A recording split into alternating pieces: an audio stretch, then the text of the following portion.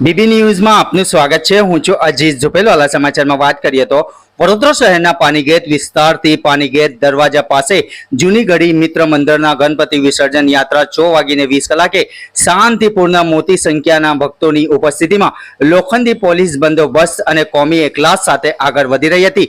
ત્યારે અચાનક માંડવીથી પાનીગેટ દરવાજા પાસે એમ્બ્યુલન્સ આવી પહોંચી હતી। તેવા ભીડના સંજોગે પોલીસના સાથ સહકારથી અને મોટી સંખ્યામાં ભીડમાં ઉપસ્થિત સૌએ તાત્કાલિક ધોરણે એમ્બ્યુલન્સને રસ્તો આપી દેતા માનવતાનું ઉદાહરણ પૂરું પાડી સૌએ હાશકારો લીધો હતો।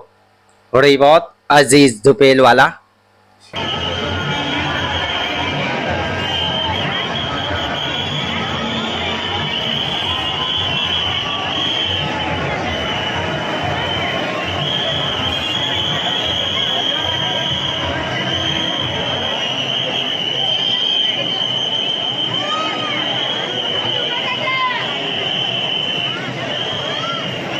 ઘંટી છે તેમને ક્લિક કરો જેથી અપડેટ ન્યૂઝ તમારા સુધી પહોંચી શકે।